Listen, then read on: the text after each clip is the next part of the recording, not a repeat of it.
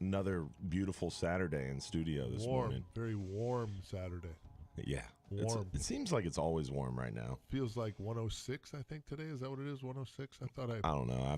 I try not to look at that. Try to be positive. Yeah. It's really, really nice in the wheelhouse. I noticed that when I don't have a wheelhouse, but thank you for rubbing that in, Mr. Just throwing that out there. Mr. Big Boat, I got a bigger boat than you. That's what that was, Dukes. And that was a shot. That the was like, hot egg omelet with the fresh bacon. My boat's so big it has a wheelhouse. The cheeseburgers for lunch. How's your little center console? Would you like to tie it to the back of our big boat and we could tow it to? I was throwing the net this morning. Exactly. Such a jackwagon. Different schools of bait thought. guy. He has a bait guy that just comes. I got a guy for that. Right. Wow.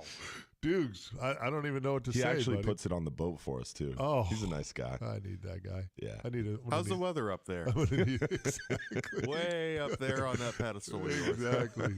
It's it's a family thing. It's been around for years. Family-owned business, Hubbard's Marina. Mm-hmm. So, legendary. We have center consoles too. I mean, the Flying Hub 2 is my favorite boat to run, and it definitely does not have a wheelhouse. We have a boat. We have a little boat like yours too. Don't feel bad. It's 44 foot. We have multiple boats. That's what that was. No, it was not. Stop twisting my words. Yeah, a couple of those outdated ones in the fleet. Right, exactly, yeah. Some of those smaller dinghy things, we have some of those. It's good stuff. Oh, You know what? It was messed up this week was I was obviously throwing the net, catching bait, and then I felt bad for the bait. Because I was literally, seriously, dude, I'm literally like sticking my hand in the live well. You know, you got to clear some grass and stuff off of the drain there, the overflow. And I'm like. And you locked eyes with your white bait? Good God. I didn't, but it's a thought, I guess. Dukes is going nuts in there. I felt bad because I put my hand in the water and the water was really warm. Oh, the first thing I thought was, good God, dude, it's warm in there. Wow, I feel bad for you guys. I resonate with that because the last couple mornings I've been snook fishing in the morning, waking up early and getting down to the dock and trying to catch some snook. And I opened the shrimp tank the other morning and it was like a sauna. It's unbelievable, I was like, oh. So I actually know what you're talking about now. Yeah, the shrimp in there getting a little color to them, like they're almost done. Yeah, they were half boiled. It was crazy. So how is cocktail shrimp as a bait? It's good. I wouldn't recommend. They don't make it to the bottom most often. No. You know, they get eaten on the way to the hook. Yeah. But the snook fishing has been fired up. It's crazy. In the past? Yeah. It's kind of frustrating, though, because you catch one and then it kind of shuts down the bite in that like little section of the dock. And then you got to keep sticking and moving across the dock. But luckily, there's a lot of little areas to fish. So just been finding different sections. But it was funny yesterday. I don't know what it was, but I got the buck fever, man. And normally I'm pretty decent at it. You let them hit it, you let them run a little bit, you bring it tight with that circle hook. But I don't know what it was about it yesterday. I think it was because I was ruined off rip. The first shrimp in the water splashed, and I'm trying to close the bail and set the line in the guide of the spool, and just got smoked immediately. Really? Like 30 seconds. Nice fish. I was like, all right, cool. It's going to be a good morning. Then like maybe 5 minutes later, finally find another snook cruising by, acting like he's feeding real active. Picked him out, presented the shrimp. Sure enough, he smoked it. And immediately just Bill danced that shrimp right out of his mouth. Nice. I was like, darn it, man. I know exactly what I did. And just then your brain starts rushing. You start overthinking it. And about 5 minutes later, same thing happened again. I was like, all right, I'm out of here. I like that. Buck fever on the water. Oh, yeah, you get like it. That. And that's why I like bottom fishing. You can't watch them eat. I don't know if I could sit up in my tower and present a bait to a fish all day and watch the fish feed. To me, that's the greatest. It's fun. The greatest thing you can see, in my opinion, just that I've ever seen for me, is when you're working a big school of tarpon and you see that roll. Mm-hmm. And you see your client's line is right there. I'm like, he ate it, real. Yeah. Because they're just like looking at you like, what? I didn't feel anything. I'm telling you, he rolled on it. He ate it. Go. Yeah. It's just fixing to get ugly. Yeah. It is fun, and I enjoy it a lot. I think almost it's it equals or rivals actually catching the fish, Yeah. watching them feed like sure. that.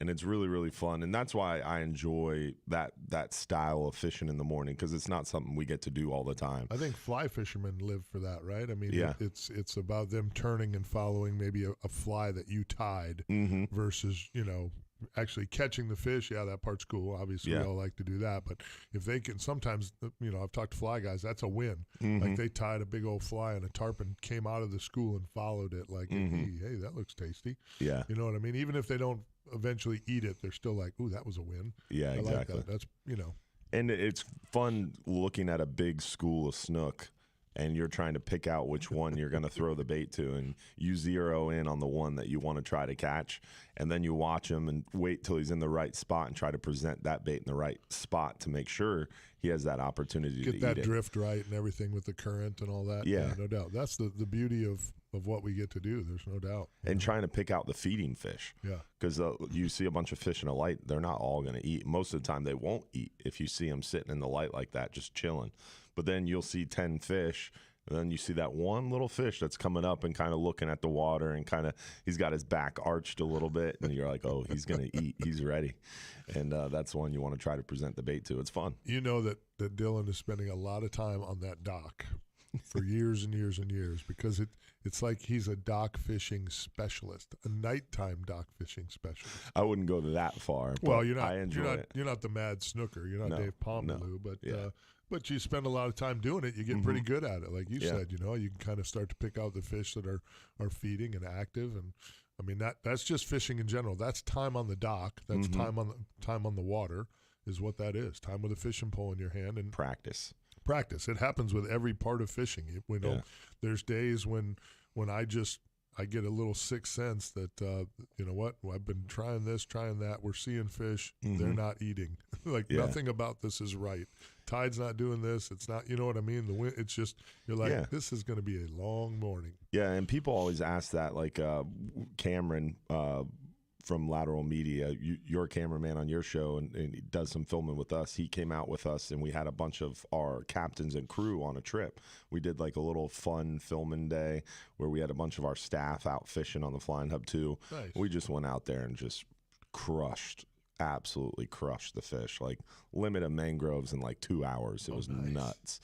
And a bunch of grouper, caught a boat limit of triggerfish, red grouper, and mangroves. Wow. And just like 6-7 hours of fishing. It was awesome. But it was all professional fishermen that do this for a living.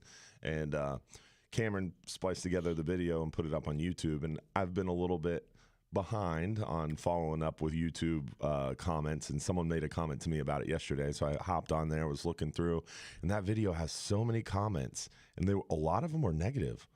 Oh, I've been out fishing before. My trip wasn't like this. And why can't you catch fish like this on this trip? And I was like, this is kind of comical, because it really shows the discrepancy between just a little bit of experience and being varying levels of experience. The old saying in the fishing business. It's been around forever, and I'm sure your grandfather used this saying. 90% of the fish are caught by 10% of the fishermen.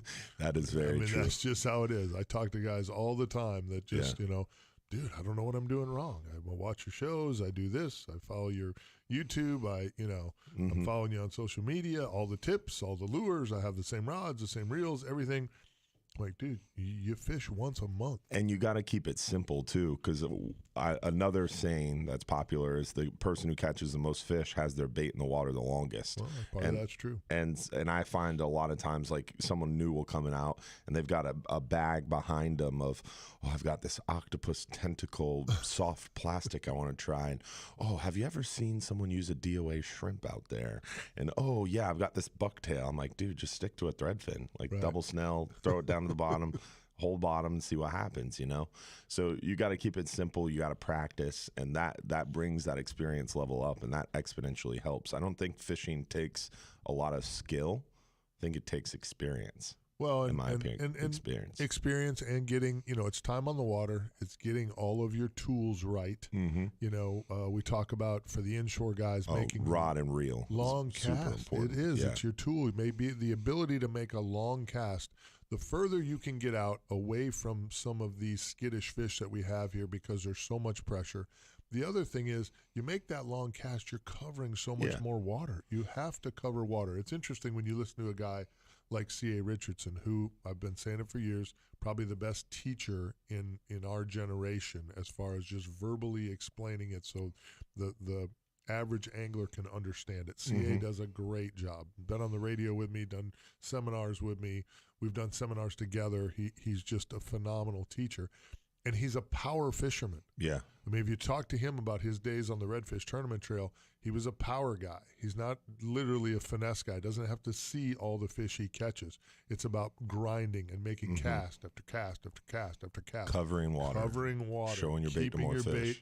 Right. The more water you cover, the more your bait's in front of fish, the better chance you have of catching the right fish to win the tournament. Yeah. It's just that simple. And the tool to me is important point that you made. I mean, it's like street racing. You're going to take the Yugo out there or the Ferrari, 100%. or same thing, equate it to guns. You're going to take that $200 hunting rifle, or do you want to take the $1,500 hunting rifle? Well, do you take the time to go to a big box store where there's no one in the fishing department to talk to you to help you pick out the right rod and reel combo, or do you take the time to go down to Gator Gyms or one of the other great tackle stores here in the Bay Area and really get into the know of what you're buying? Yeah, exactly. You know what I mean? I mean, is it a $60 reel that's going to last you for a year, or is it a $200 reel that you may never need to buy another one? And maybe you go to a couple different tackle shops. For sure. Because I know if someone comes into my shop and talks to me, I'm going to put them with a Daiwa reel. Right.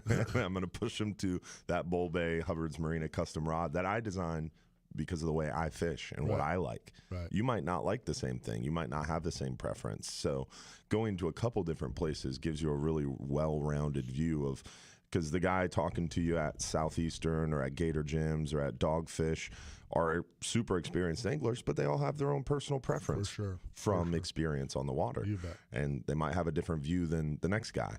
And so I really enjoy talking to different people. And that's one of the greatest parts of my job. And people joke about party boat fishing, but that's one of the best things about it, in my opinion, is getting to talk to all these different anglers from all different walks of life was the phrase I was looking for, and cross sections of America and different places.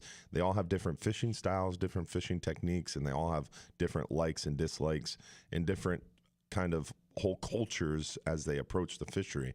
And it's really interesting to see how it all comes together and catches a lot of fish and what works and doesn't work. And some days this color line is the best, some days it's this, and you just kind of can dial it all together really quickly over time because it kind of takes a lot of the guesswork out of it. Charter business is a people business. I mean, fishing, in my opinion, is a people sport. I love to get on the boat sometimes and just go fishing by myself, but the best days are when you got your better half with you, your best friend with you, your buddy with you, your pal with you, your and it's dad. just the two of your dad. And just get on the boat and just wet a line. Yeah. BS, mess with one another. It's a people. Leave your phone at home. Yeah, it's a people. It's a people sport. It's a people business, and being out of cell range is a big great. plus. Yeah, big that's plus. what makes it great. So lots of stuff to cover today. We want to hear from you as well. Are you catching fish out there? We got some triple tail to talk about. Big schools of redfish showing up. That bite's really, really good. Obviously, the snook on the dock lights are doing good. We're coming up on the full moon next week, so lots of stuff to talk about. The outgoing tide this morning should be phenomenal. It just started to pick up yesterday. The tides early in the week were a little slow. Triple tail really was a big bite early in the week, and then big schools of redfish late in the week. So, again, lots of stuff to talk about. Your questions, comments, fishing reports, feel free to bring them right here. 1-800-969-9352. We also got to talk about a new sponsor that just joined us up, Lithium Battery Power. They're out of Clearwater. We're going to talk about that on the other side as well. We'll be back, 970 WFLA.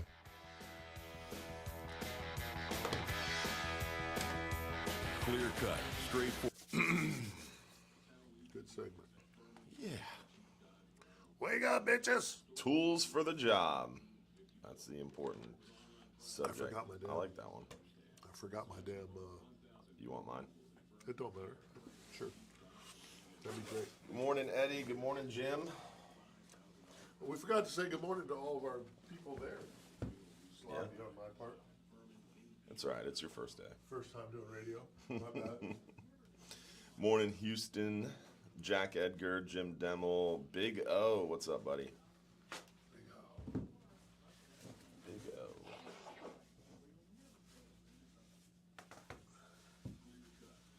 Here we go. What?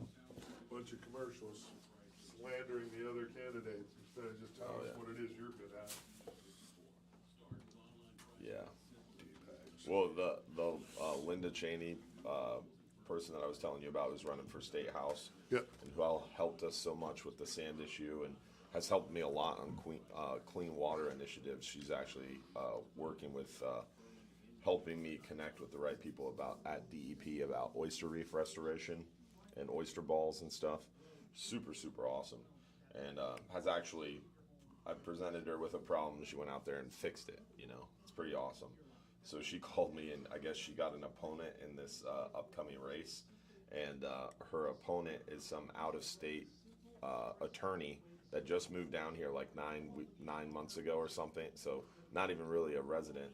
And this attorney is named Janet, and her slogan, her campaign, because Linda was on the environment and something committee in the House and is really motivated for like clean water and the environment as a Republican. And this lady's name is Janet, and her whole slogan is vote for Janet, save the planet. So she's like positioning herself as this like super green candidate. It's pretty funny. Boy. She probably wants electric cars. It's crazy, man. But it's funny. I mean, just you got a good tagline, and people are like, "Oh yeah, I remember her. I saw that sign.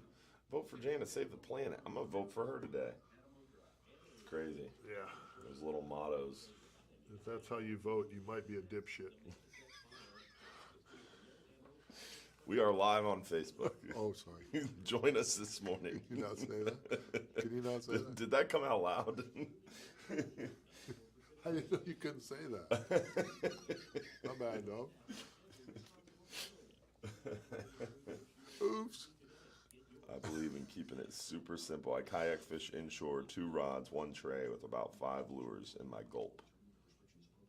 There you go. Gulp's a good one. More food than gear. # Waffle House. Oh, that's a good one. Big O. I wore my shirt for you this week, Dukes. Dukes was really worried about it.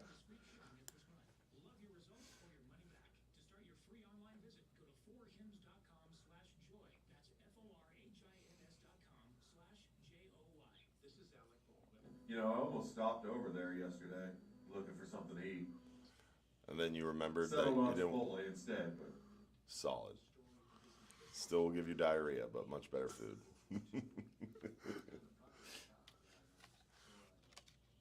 I like some Chipotle.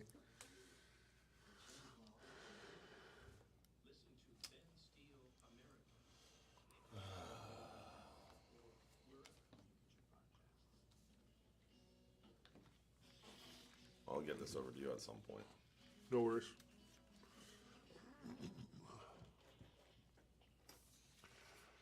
Putting a big shout out to our good friends at Affordable Roofing Systems. If you're in the market for a shingle, metal, tile, or a flat roof, they're your safest choice for repairs or replacements. Over 3 decades of experience and roofing knowledge can guide you through the important process of picking out your new roof. You can get a free estimate by giving them a call today at 1-888-397-ROOF or visit them online at affordableroofingflorida.com. Super good people over there. David Torres and his family. We've had them on the boat several times, and they are awesome. So, good stuff. We got a lot going on here. August 16th. It's coming up quick. We're going to be at Bartow Ford from 6 to 8 p.m. That's Tuesday, August 16th. Captain Brett Norris is going to be my guest. We're going to have great Cubans and stuffed potatoes and devil crab from Silver Ring Cafe. Silver Ring Cafe in Riverview. Dana does a great job always keeping us hooked up on the goodies. We're going to have some awesome stuff to give away, from Engel coolers, Bull Bay Rods, and Real Animal Swag as well. The Big D Hubs will be there also. Going to be a good one. So 6 to 8 p.m., make sure you put it in the books. Bartow Ford, Real Animals Fishing Conversation. Love the people out at Bartow Ford supporting the fishing community. If you're in the market for a vehicle, definitely check them out. Mike Biedenbow and his staff over there are just great people. That's where I got my 2020 diesel from, and I absolutely love it. August 21st at 2 o'clock, that's a Sunday. Going to be at Bass Pro, the man himself, Captain D. Hubbs, giving a seminar out there. And then September 13th, what night of the week is that? It's a Tuesday as well, isn't it?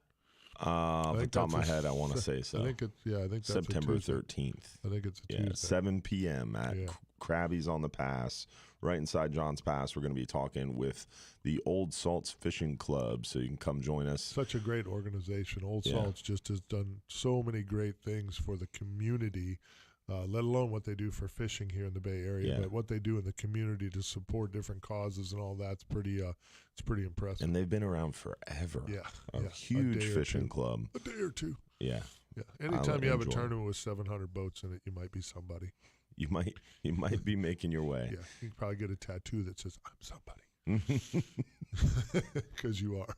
I want to thank everybody who's following us on the live streams, on the Real Animals Facebook page, the Hubbard's Facebook page as well. Lots of interesting stuff goes down at the break, so it's a great way to follow us and follow the show there as well. As I mentioned earlier, or just before we went to break, putting a shout out to Lithium Battery Power. They are out of Clearwater. How much? A good question for you. How much do you know about lithium batteries? Because I don't.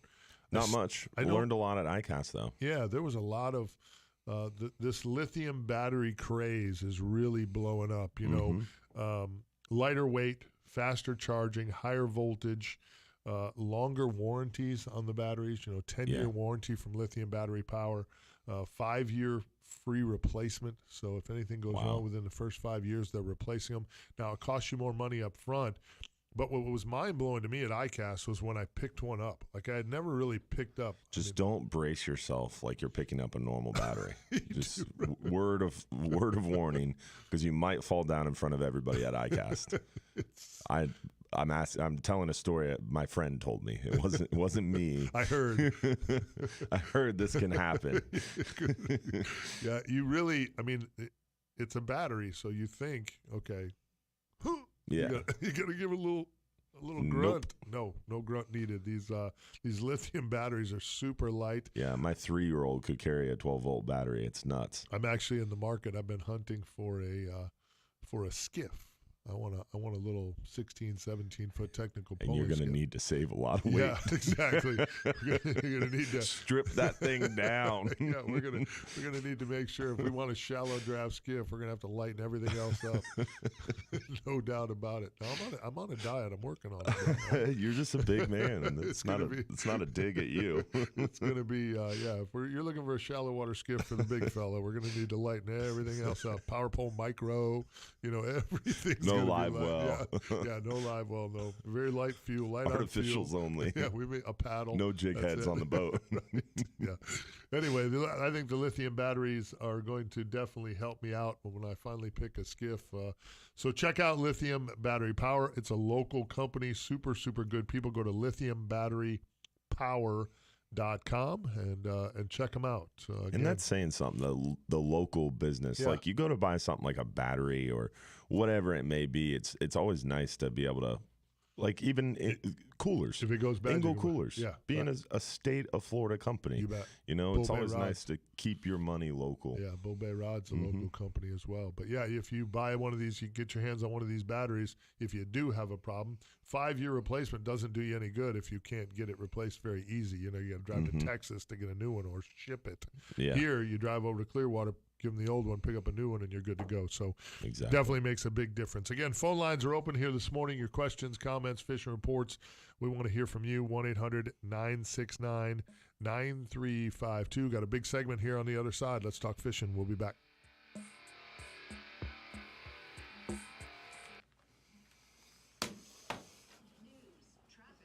Oh, thank you. No problem.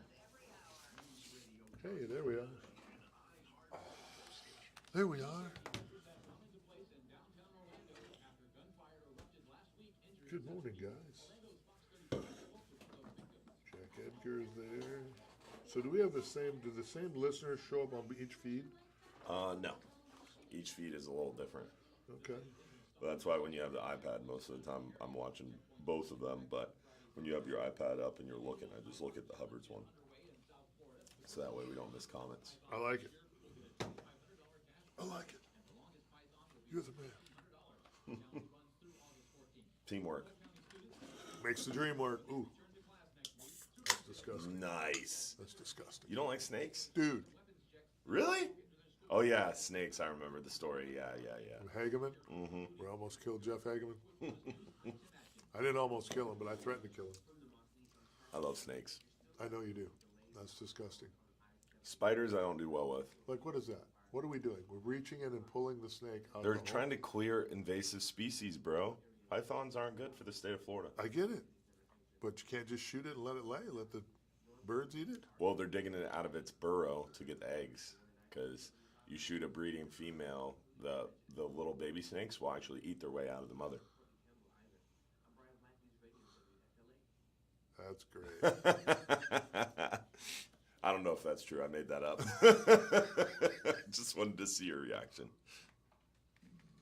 A little bit of dead air. Scare you a little bit. I was like, ah! We're back.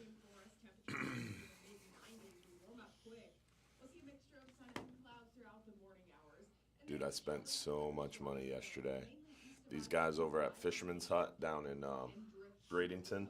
So like slow pitch jigging is still, it's getting bigger and bigger, but it's still like kind of a niche thing. And there's not many tackle shops around that carry like a wide variety of different jigs from across the world.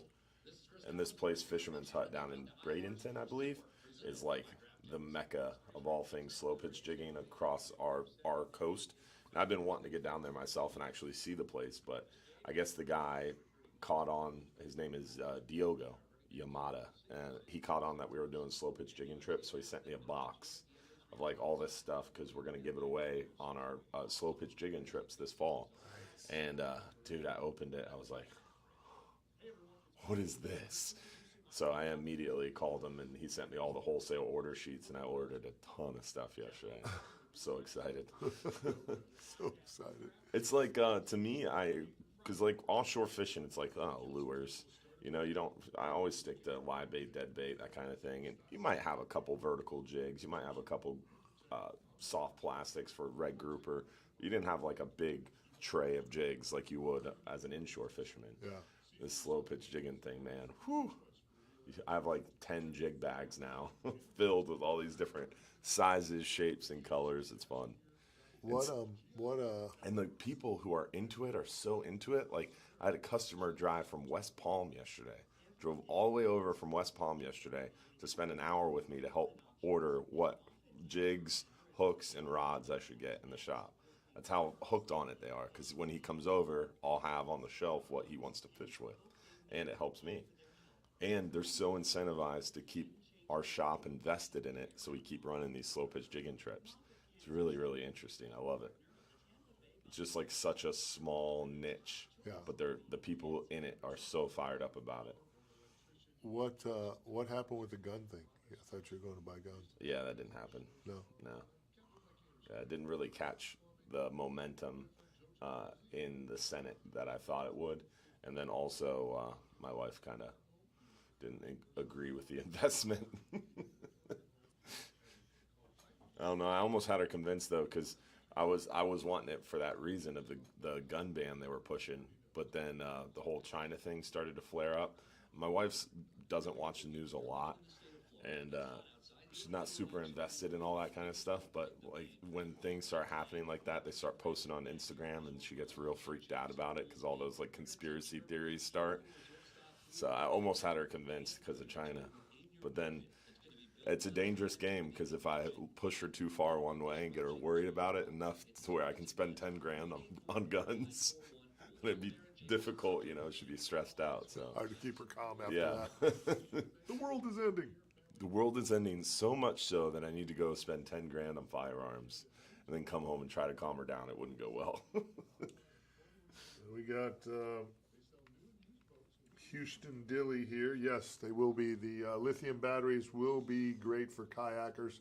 Golf carts are another really good application for the lithium batteries. Going to be big. Going to be big. Super nice people, these lithium battery powered people. We're going to actually have Charles Henry and Noah Henry in studio tomorrow on 95.3 WDAE and AM 620. So we're going to dive into the lithium battery thing big time tomorrow. Nice. They didn't want to get up this early to come join us. Dylan Hubbard.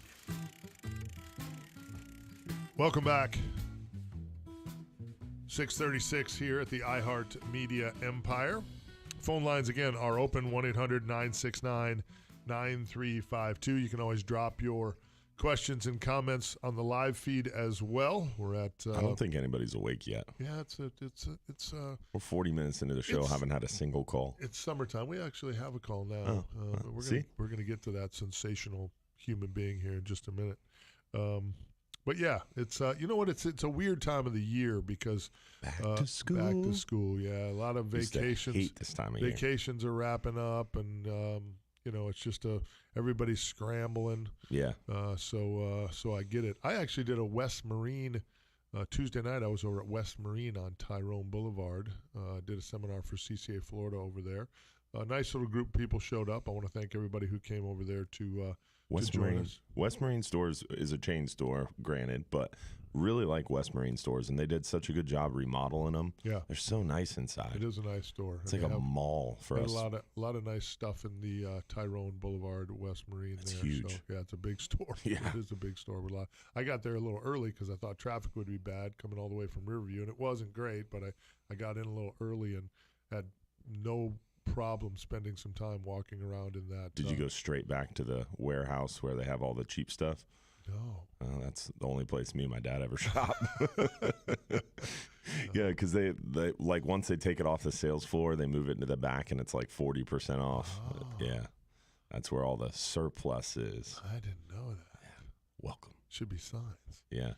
They need a sign.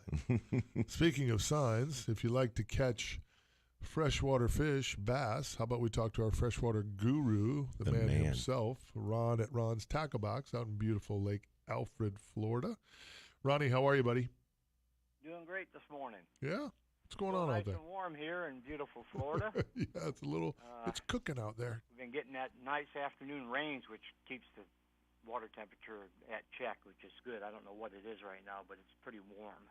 About 90 degrees, I think the water is. Yeah, yeah. But bass fishing doesn't seem to bother them that much. They still feed in the shallow water. You can get them in, 1.5 to 2 foot of water. Some real nice bass here lately. That's crazy. Nice. Using a variety of baits. Of course, the booyah, the royalty has been really good. Of course. And then shiner fishing's really good all year round. And right now you're fishing the mouth of the canals. There's a lot of canals out here in Polk County, and water running through them, and that really turns on the fish. Nice. A lot of shellcracker, bluegill, bass fishing. So if you come out and fish, you can fish the mouth of the canal, either going out or coming in the canal. It's always good to stop and fish that for a little bit and see what's hanging out there. Now, when you say a canal, do you mean like almost like a pass, like connecting two lakes, like a little channel? Yes. Yeah. Yes. The connecting canals going from one lake to another. Ooh. Always seems to be good fishing, even out there at a little place like Stream Song. Yeah. There's multiple lakes kind of connected right there, and it always seemed like it didn't matter whether I was early shooting shows or late or right in the middle of February spawn, you could always catch fish in those. It's like little fishing canals. a pass. Yeah. It's like fishing a pass. Yeah. Yeah. Absolutely. Real good, especially with all the rain. There's a lot of movement of water, and the fish thrive with that. So, good feeding time. That makes good sense. Time to come out. You can fish on the shorelines of some of them waterways, and also in a boat either way. So, there's a lot of areas out here to fish. If you don't have a boat, we can direct you to a spot where you can catch some fish on a shoreline. That's killer. Nice. Nobody does it better than you, Ronnie. Tell everybody how they can find you out there, my friend. I'm at 380 South Lakeshore Way, which is 1792 out in Lake Alfred. Phone number 863-956-4990. appreciate you guys. Dude, we appreciate you. you. It's always great to get an update from the freshwater side, and you've been giving it to us for years straight, Consistent. and we appreciate you. Thank you. All right, Not a partner. problem. I appreciate you. Have a great Saturday and even better Sunday. Enjoy your day off. Catch them up. Thank you. All right, partner. All right. Good stuff right there. The great Ron Shelfo. Hey, Great man. people. I forgot to bring up to you before the show, but It's never good when he starts with, hey, man. hey, man, Hey, man. you missed out this past week, man. I probably did. You did. What'd I miss out Big, on? hugely. It happens to me Remember all the time. when Captain Jim Fogel invited us to see the Coast Guard Sector yes. St. Pete Command Center? You went and did it? I went and did it. How was it? It was amazing. Really? It was really, really cool. Kind of a behind-the-scenes look at your worst day of your life ever. It's pretty. It was really, really interesting to see the men and women behind the microphone when you call Mayday, Mayday, Mayday on Channel 16. The people who pick up and are there to help, and the technology behind it was really, really, really interesting. I'll bet. I mean, they have this. What do they call it? A SAR ops, so search and rescue operations algorithm, basically, and it takes into account everything. Really? So, like, say anything from a person in the water or PIW to a vessel that's capsized, or a vessel that's say a motor goes out and is adrift offshore. And it takes in the height of the vessel, the draft of the vessel, the beam of the vessel. It is trying crazy. to zero in on exactly where it should be from Yeah. last known lat long. Yeah, and Wow. because wind affecting the vessel, or current could be different. Say a 26-foot center console is not going to have as much draft. It's going to have more windage, so it's going to be more affected by the wind. Whereas like a huge sailing vessel with the mast broken is going to have more effect from a current. So, and it really dials down into all these different details and how they can kind of hone in on creating a search pattern and where to search for people or vessels that are in trouble. It was really interesting. And then just kind of the operations behind it, how it all works. It was really awe-inspiring, really, really cool experience. Yeah, I'm sorry I missed that. I'm a little busy. Yeah. I wish I wasn't, because those are the kind of things you miss when you're busy. Yeah.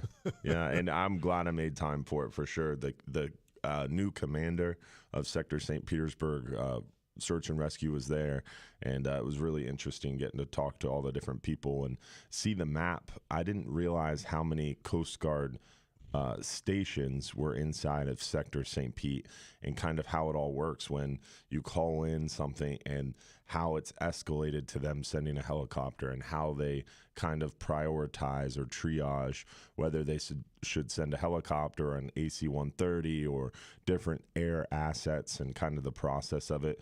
It's really amazing, all the different things and how many people are involved with, say, a search and rescue. And like, for example, Captain Jim Fogel called in last week, I believe, talking about how that kayak had flipped over, and Right. the people found a submerged kayak and called it in. It was like $35,000 in taxpayer money that was spun up and spent searching for a person in the water from that kayak, because all these people dedicate their time and they spend 6-8 hours on an investigation, because it's like search and rescue, but it's also like detective work, because they're calling different people and calling different agencies and law enforcement and trying to connect, and then calling down to Miami Command Center, who then connects them with Air Station St. Pete, who then spins up a helicopter and gets their crews involved, and their crews talked into Sector St. Petersburg Command Center. And it's just this amazing process. Wow. Yeah. No It's really doubt. cool. Yeah, well, I mean, A lot of hardworking people behind the scenes keeping us safe. spending, almost 7 years in the United States Air Force, there's a lot that goes into those types of things, those Mhm. missions, as we would call them in the Air Force. When you got to send a jet up or a helicopter up, and they got to go, you're burning fuel and you're taking risks, and it's a great thing that we have them, Mhm. the U.S. Coast Guard, and they've got stations all over the planet. Yeah. I remember we were in Zaragoza, Spain, on a temporary duty assignment, letting our jets use the bombing range there in Spain for practice. And we went to the NCO club, and there was like 12 people there that were all from this little like 16-person Coast Guard station in Spain. Wow. Yeah. And like That's crazy. Yeah, I was like, God, you guys are really partying. They're like, dude, we're on a little base with 16 people. We came to Zaragoza, Spain, where there's, 3,000 people. This is like a trip to the big city. Yeah. Like, wow, okay, I get it. So that's what they do. They would come to Zaragoza to get supplies and then kind of go back, get a little R&R, a little break, and then have to go right back. So it was, interesting. And that was another interesting part is that command center that handles all the phone calls, all the Channel 16 distress calls, 4 people. That's crazy. Really 3 people and kind of an oversight manager person. So it was really, really interesting. Well, imagine what happens, as we were talking a little bit with Dukes before the show, imagine what happens if one of those people get COVID. Mm-hmm. Well, they have a full-time shift. There's always going to be 3 people there. Oh, okay. Yeah, because basically they have 2 shifts, 2 12-hour shifts in a day to cover the full 24 hours, and then there's someone on standby for each position. Wow. So they've got that covered. Well, I figured they did, but I'm just saying either way, imagine what it cramps your schedule is if somebody's down with that. It boogers up everything. I'm sure that's really an interesting topic. I mean, all sections of the military, I'm sure probably had a lot to deal with that. All those different watches that have to be filled. All sections of the planet. Thank you very much, China. It was great. I like how you slid that in there. We really enjoyed that. You just slipped it in there like no one would hear that. That was awesome. We really appreciate that. We're going to move on. Moving on. Way to transition. You like that? You like that? It's all good stuff. So, it was amazing to me, and it's happened a little early this year. It seems early to me anyway. And Schooling redfish. I've never been, and that seems to be a little early too. I was going to start with the triple tail though. Normally, I don't remember it firing off like the first week in August. I'm not a triple tail guru for sure. It's always been kind of a bycatch. Like I would drive by a marker. I happen to be in the tower. There's a triple tail. There's a triple tail. Let's spin around and catch it. We actually were targeting triple tail this week because totally by accident, well, it was just by chance, by the same way. I was actually fishing some of the markers for snapper, and my mangrove snapper bite was a little slow in some of my favorite rock piles. There was fish there. We just couldn't get them to go good. And as I'm on the phone talking to some other captains, Mike Goodwine and some other guys I saw out there, they're like, yeah, Steve Swindell. Guys are like, yeah, it's a little, we're having a grind here a little bit. So I remembered that on Labor Day, last year, I had put Beth on some snapper on a certain marker, and I thought, well, let's just go check that one. It was hot out. You need a little boat ride anyway to get the air conditioning going. We don't have the big. Here we go. Yeah, we don't have the big boat that you have with the air conditioning on it. Air-conditioned cabins and cold beer and hot food is highly overrated. Okay. So anyway, I get there and I'm marking some snapper, and I'm looking at my bottom machine, and my customer's like, triple tail. I'm like, what? I'm like, oh, shoot, cool. Well, we'll spin around, set the spot lock, and boom. Not only did we end up catching that triple tail, but we ended up catching like 8 or 10 triple tail every day this week. That's awesome. And what I did was I wasn't just seeing them. Like I went to the next cans. I'm like, God, if there's this many on this one, let's just go fish it. Let's not get too close to it and make them nervous. Let's just fish it. There's people in their trucks on the way to the boat ramp right now screaming at you. Why? Because everyone's going to be triple tail fishing? Well, just in my opinion, not my opinion, what I've been told, because again, I'm not a triple tail guru. I've never fished Tampa Bay really. But in doing the fishing reports and talking to more people about triple tail specifically, certain people claim they're here all year round, right on those markers. They're only up on the surface certain times a year, and there's a lot more of them certain times of the year, spring and fall, around those crab traps.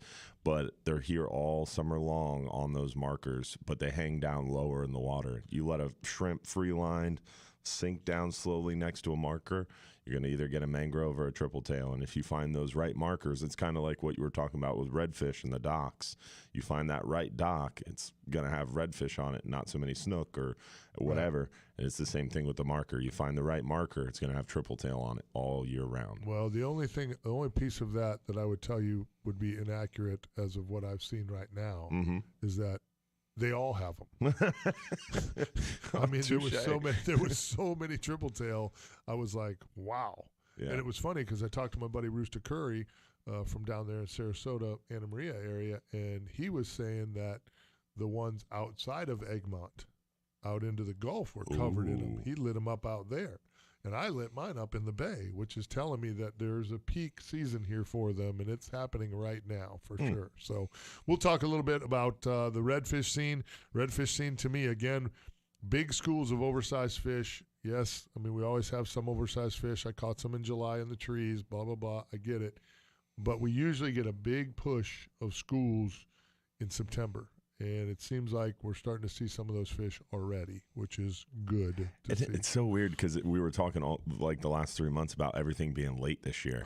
And now all of a sudden everything's early. It's fishing. It's hashtag fishing. It's fishing. 1-800-969-9352. Got to take a short break. Get you caught up on the world of news. We'll be back talking more fishing on the other side. 970 WFLA.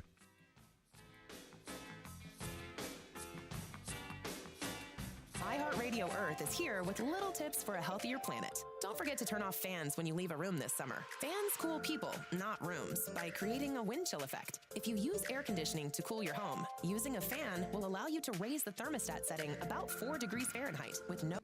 Someone's got to. There we go. That's a good point. And my phone broke when I was messing with you yesterday. I beat you to, oh yeah, you ready for tomorrow? Oh. And then my phone died. I couldn't even respond with another text. Yo, you good for tomorrow? So you text me every week. Double checking. Yeah. Well, I beat you to it yesterday. You did beat me to it. You want one of these? No, I'm all right. Thank you, though.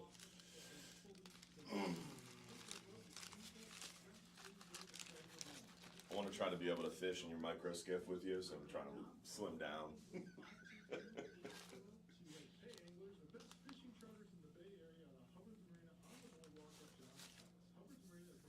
I'm going to get one, damn it.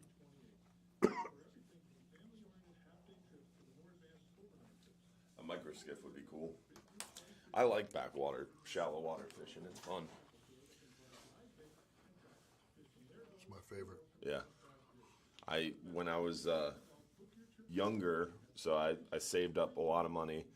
I think I was 7 or 8 years old. I was like, I want a boat. My dad's like, you better get a job. So I saved up and bought a little Carolina skiff, and I used it a lot. But then, I don't know what it was, but I was like 13 or 14, and all of a sudden I wanted a kayak. I'd had a boat for so many years, I wanted to try kayak fishing. So the guys at Tackle Shack hooked me up, and I got in a Hobie Outback, one of those pedal drive ones. And man, I way back in the back of like Great American in that area, and along that Pasadena stretch, those mangroves around those islands and stuff. It was fun. A lot of fish. Pretty much the extent of my inshore experience. Whoa, look at that. That's crazy. It's literally a convention. Yep.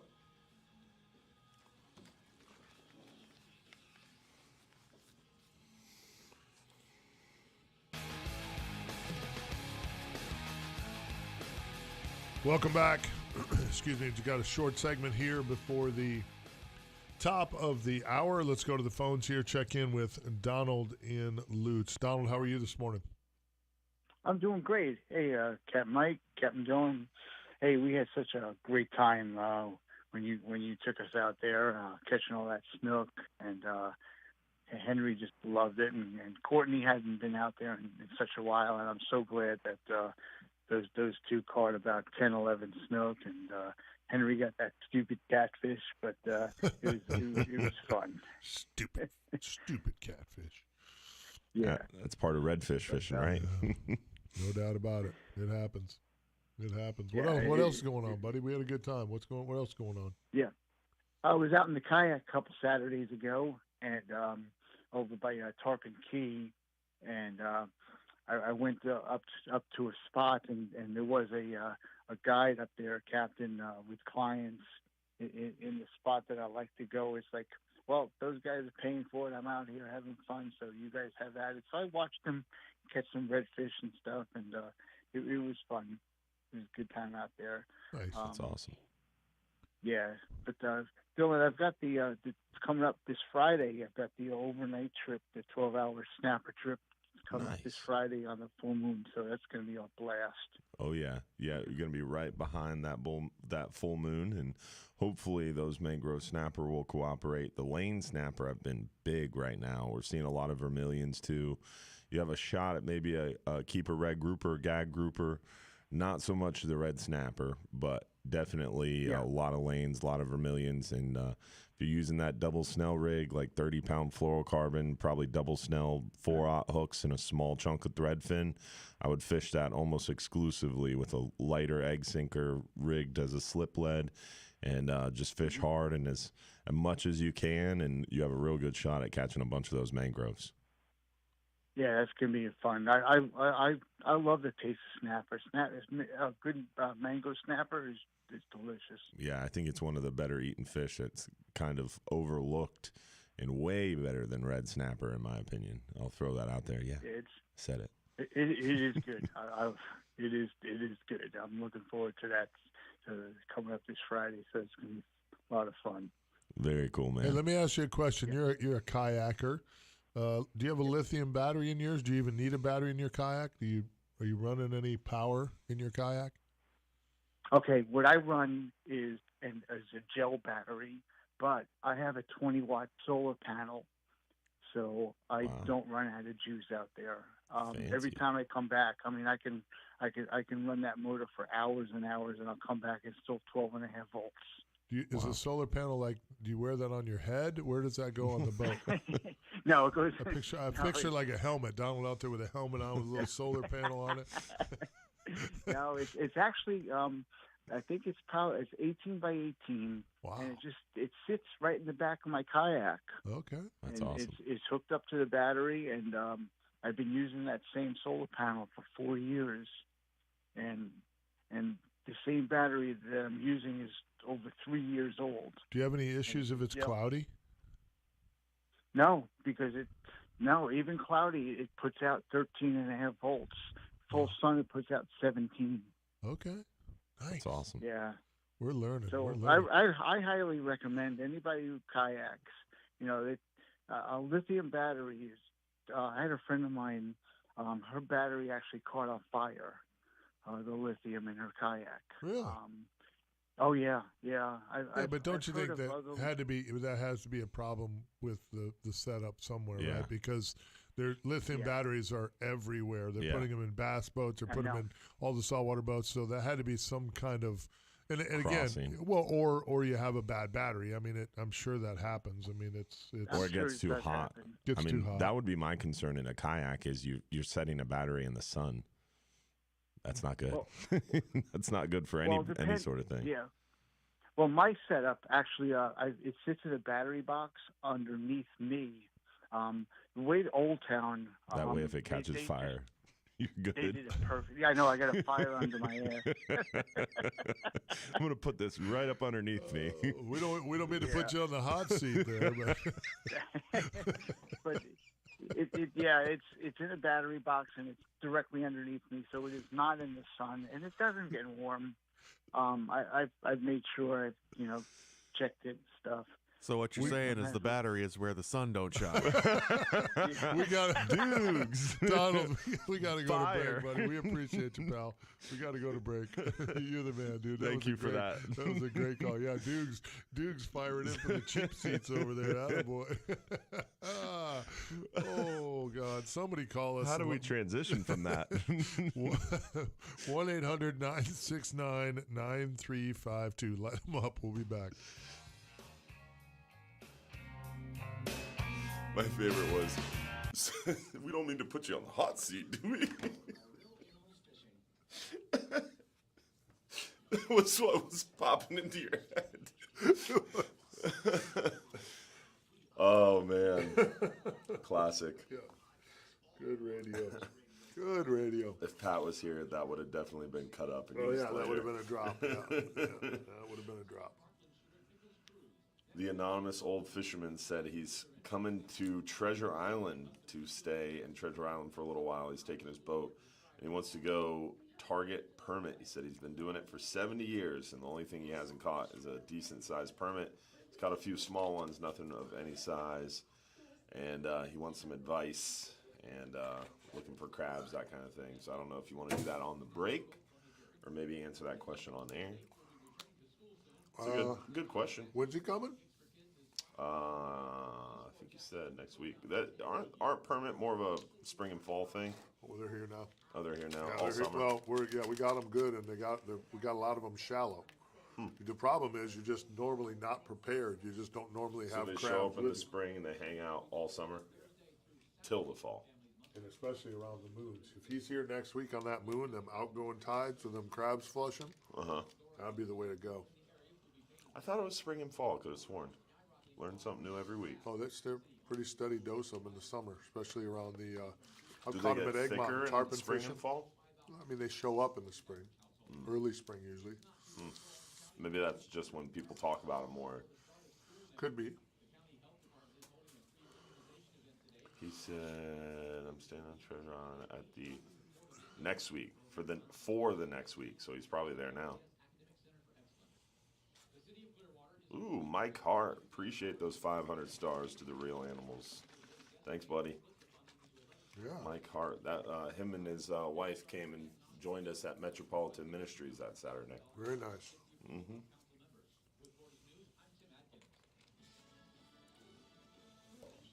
Dude, we caught some big snook in this episode, a giant triple tail. Really? Yeah.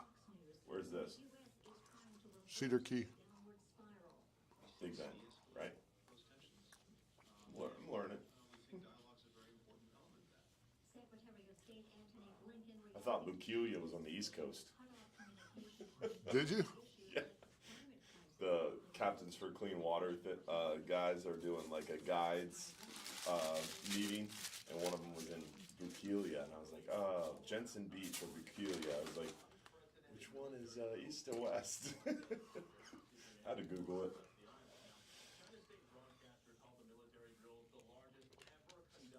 That's funny. I've been to Boca Grande a lot. I didn't realize that was in the same area. Oh, yeah.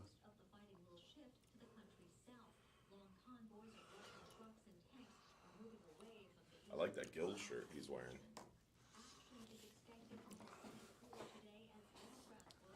Cedar Key, that area, it's a cool fishery. It's kind of like the Keys.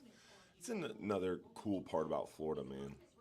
It's like you have Cedar Key, Crystal River, Homosassa area. Then you have the Hudson area, which is unique. Then you have Tampa Bay, Sarasota Bay, Charlotte Harbor, Everglades, the Keys, the Bahamas. And you go up the coast, Indian River, Mosquito Lagoon, St. John's. So many different fisheries. And then you can go down the Panhandle and like a place like Panama City and Panama City Bay. And you're catching red snapper in the bay, kingfish in the bay. It's crazy. Such a different, diverse fishery. And we have so many fishermen, holy moly. I was talking to someone yesterday, like 60-some% of red snapper landings happen in the state of Florida. 70-some% of mangrove snapper landings happen in the state of Florida. It's crazy. The majority of fish in the Gulf of Mexico are caught and landed in our state. A large majority of the fish. Pretty crazy. Texas, you would think, you know, it's a big state, a lot of coastline like Florida. Doesn't even come close.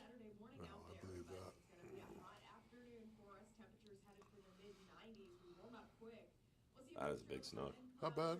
We caught some good ones. It's a good fish. Dude, that's such a big one on Danny's this. a big guy. Yeah, he's a big guy like you are. Yeah, He's a big dude. So I could tell it was a big fish. Yeah, it's a good fish. What was that? Not yesterday. Thursday morning, I caught a big snook. It had to be close to 40.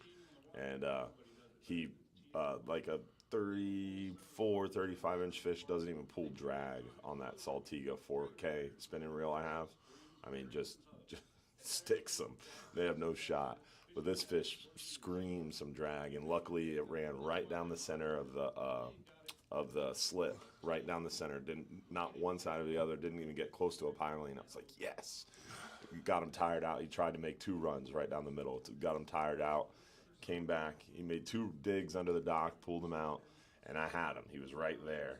And our dock master comes running down the dock with a net. I was like, and before I said anything, he's trying to get the fish with the net, but it's too small of a net. Way too big of a fish for the net. I was going to get down and lay down on the dock and grab him and pull him up, But he had the net on him.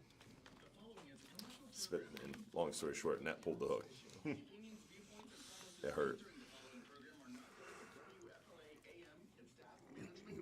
Company, iHeartMedia Incorporated.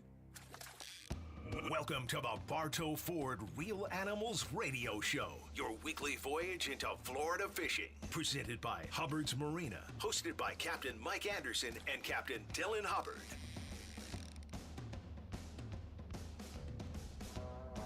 Welcome back. Hour number 2 here, getting rolling. The Bartow Ford Real Animals Radio Show. Captain D. Hubbs, Dylan Hubbard, myself, Captain Michael Anderson, talking fishing. Phone lines are open, 1-800-969-9352. Lots of stuff coming up here. As we talked about a little bit in the first hour, we're going to be Tuesday, August 16th, out at Bartow Ford for the Bartow Ford Real Animals Fishing Conversation. The great Captain Brett Norris will join us to talk a little inshore and nearshore fishing. Phenomenal tarpon fisherman, phenomenal big snook fisherman. Just great inshore and nearshore stuff. So it's going to be a good one. You don't want to miss it. That's going to be from 6 till 8 o'clock at night. Silver Ring Cafe, our good friend Dana out there at Silver Ring Cafe on Highway 301 in Riverview, serving up some killer Cubans, some stuffed potatoes, some devil crab. It's going to be a great event. We've got Ingle coolers, Bull Bay rods, and real animal swag to give away.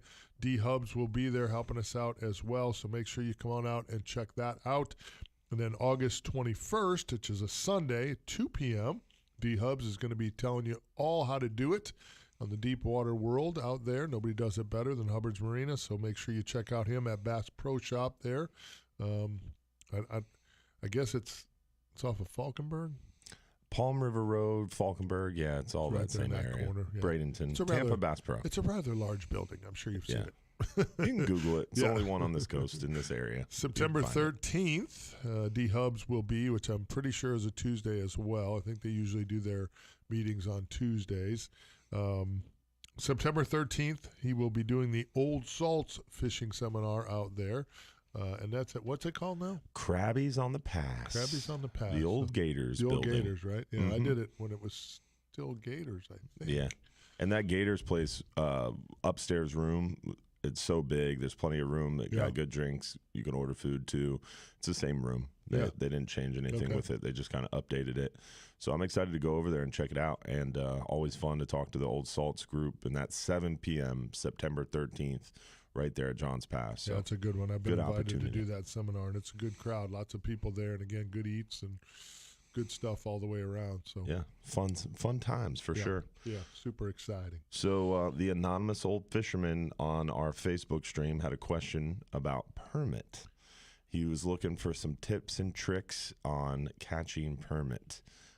This apparently is the right time of year you alluded to on break.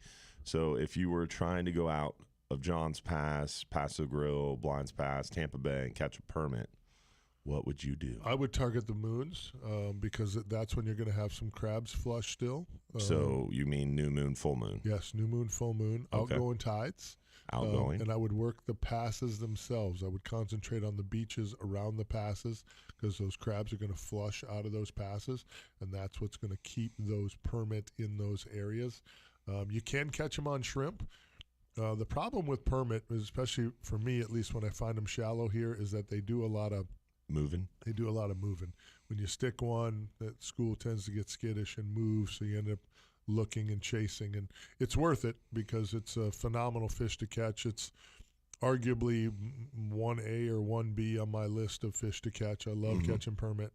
I think they're phenomenal. 1A or 1B? What do you mean? So you have like a top 10? I have a near and dear. I have a big time love relationship with redfish. I absolutely love catching redfish on artificial. People always ask, like, what's your favorite fish to eat? And I respond, well, I have like a top 10. It's hard to pick one. Mike just picks a 1A, 1B, 1C. Well, as far as my top two, my favorite two fish, and I don't know which one I like catching more exactly, but I love catching them both. It's permit and redfish. Those are my two favorite. Redfish on artificial is, to me, still the best.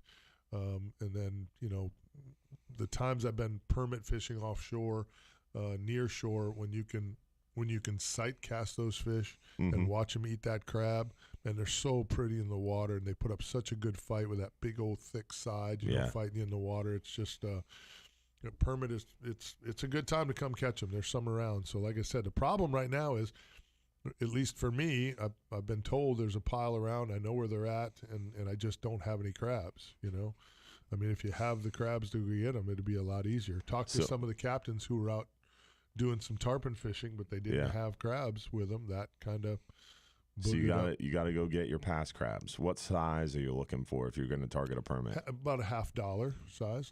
$50, and then you fishing. So you're sight fishing these fish, or you're just fishing a pass and letting that crab float on the surface? You putting it down on the bottom? What are you doing? I'm absolutely sight fishing for permit.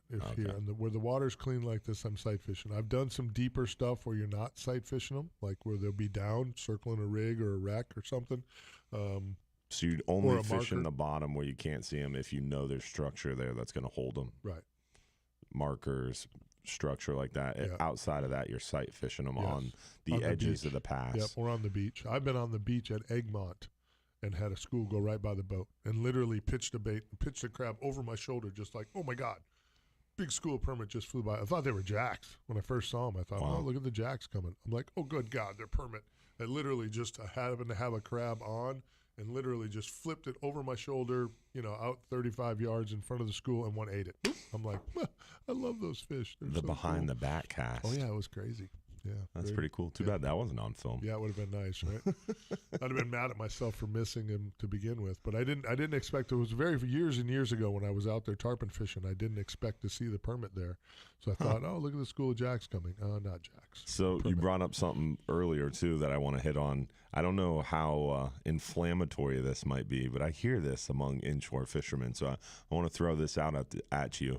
You know that meme that's going around with like Tiger Woods and John Daly? Yes. Have you seen that meme? I've seen it, yeah. And this is what I picture when I'm asking this question. But like some people are like die hard because you just mentioned your two favorite fish are redfish and permit.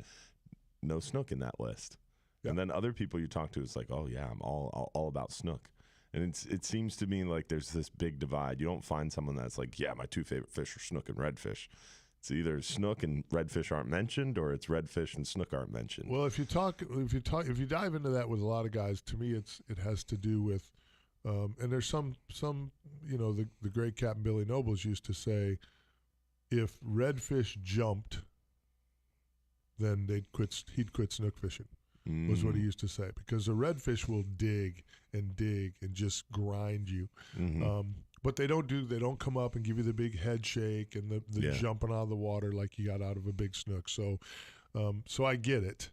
Just for me, redfish is a personal thing because I'm here today because I fell in love with chasing redfish on artificials. The whole redfish tournament trail thing, I went down that tournament trail before I was a captain. I just wanted to go fish tournaments. I loved fishing, wanted to go fish tournaments. And then when I got there, I'm like, wow, it really helped to have some sponsors to help pay for this, so I should go get my captain's license. Wasn't even going to start chartering, wasn't going to do any of that. I just wanted to fish tournaments. And then it evolved into all of this. So I have a big soft spot for redfish in general because that's really kind of how I started my career. How you cut your teeth.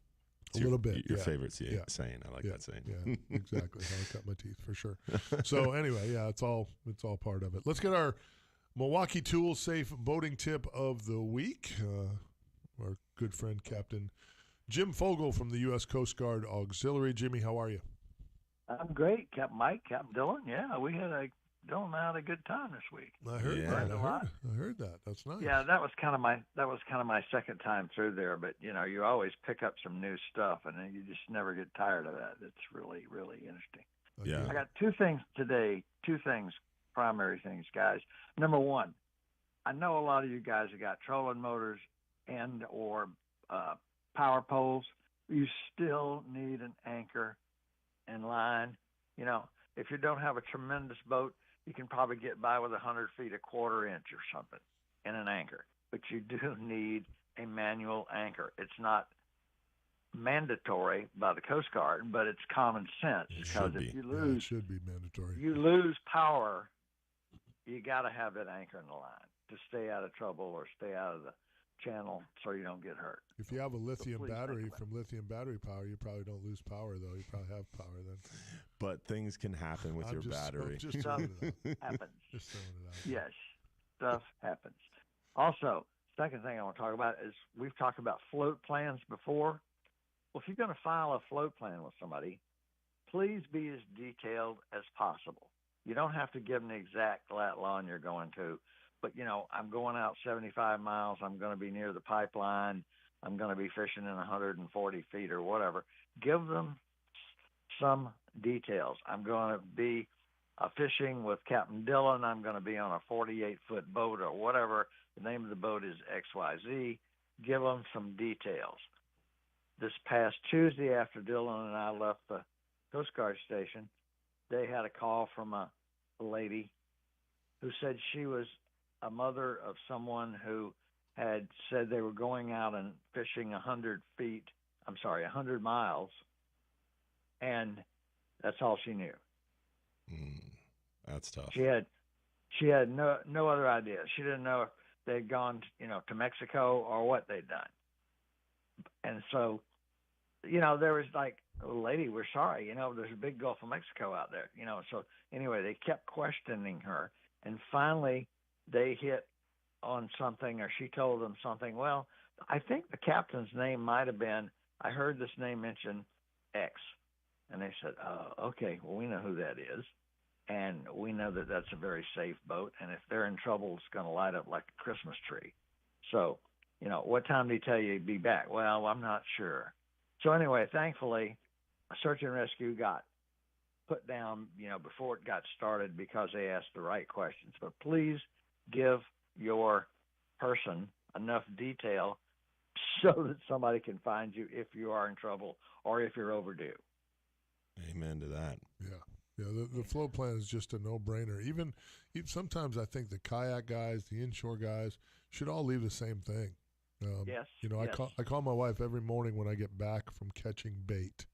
And it may sound kind of silly to some captains, you're running a trip and you're catching bait every day, but man, you're out there, sometimes the sun's barely up, you're at the bridge, the tide's ripping. I joked earlier about throwing the cast net, but I would not want any part of that. Running a boat by yourself in the dark, throwing a heavy net in waves, current. You got to catch bait to get your day going. Without it, you're hosed. I mean, sometimes you're on markers all by yourself out in the middle of the bay. If anything happens, you slip and fall out of that boat or something goes wrong, nobody even knows you're out there, till your boat shows up, and then they don't know where you went to catch bait. I mean, there's a lot. There's a lot. That float plan is really a good idea, just in general. Even if you're running out of a marina like I do, tell somebody at the marina, hey, we want to catch bait, or at least one of your buddies, hey, I'm going here to catch bait today. Okay, well, I'm going to go over here. Right, yeah. If you don't show up, somebody can say, well, he went to that marker this morning. Let's go take, because you could be in the water hanging on to that marker, still sitting there waiting for somebody to come find you. So that float plan's always been a big one for me when it comes to safe boating stuff. So that's a great job as always, Jim Fogel. All right, guys. Appreciate you a lot. For the Coast Guard Auxiliary in St. Pete, Jim Fogel. Be safe out there. Have a great day, brother. you, buddy. Appreciate you. Thank you, Ben. Good stuff right there for sure. Again, that is brought to you by our good friends at Milwaukee Tool. If you're looking to upgrade your tools at the house or on the job site, check out our good friends at Milwaukee Tool. We'll be back. We got to take a little break here, and then we'll be back talking some more fishing on the other side. Again, lots of stuff to cover. 1-800-969-9352 is the call-in number. Old Dukes is sitting in there waiting to hear from you, so light them up. We'll be back.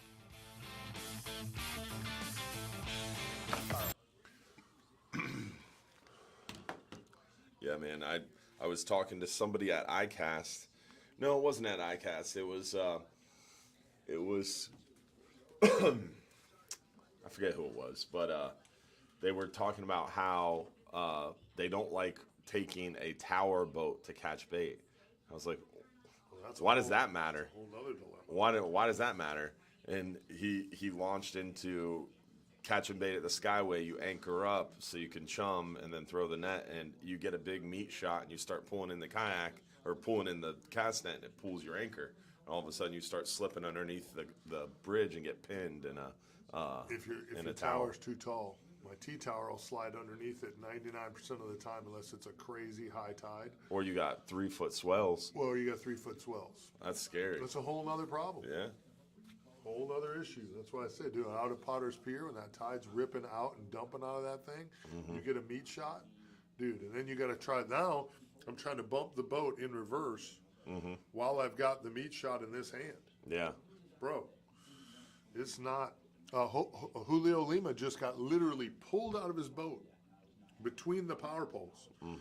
He threw the net, swung the boat around, went to just pop it into forward to pull him out slowly, and slipped and pushed it.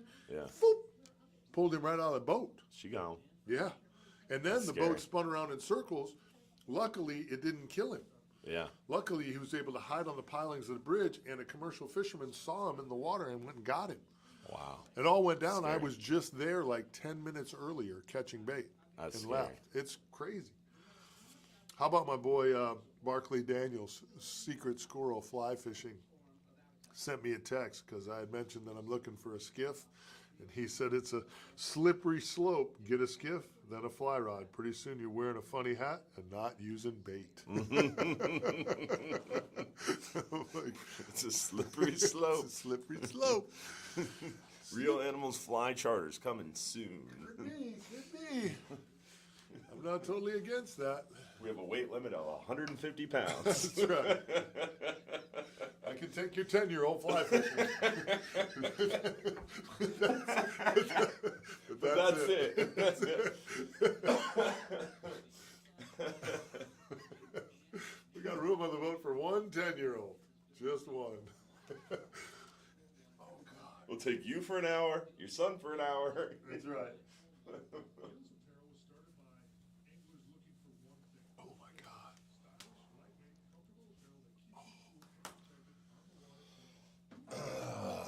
That's a good one. It's a slippery slope. Oh, my legs are cramping. That's not fun.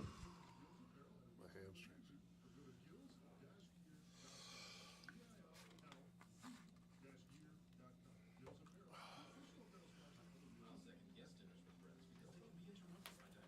We have just not had a lot of callers here lately.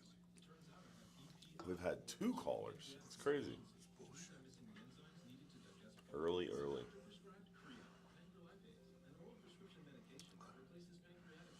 Everybody wants to be a fisherman until it's time to do fisherman stuff. That's right. Like wake up early and call a fishing show. Everybody wants to be Rip until it's time to do Rip stuff. November 11th, baby. It's coming fast. Man, look at those new mirror lures. Oh, the new skin series is phenomenal. Silly.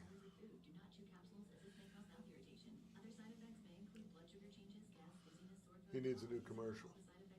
Yeah, he does. Well, he told me he was planning on doing one. I just Is he? talked to him. Yeah. Because I told him I'm using this commercial.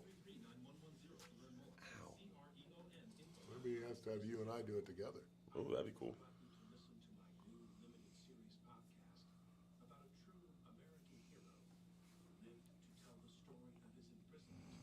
Making fish stories come true. Gator Jim's Tackle. Like that tagline. I just put my hat on my head and tweak my neck. Look at this. Is this the big trip? Oh, Mike got off his deck gear stool. You know it's a big fish. Big trip.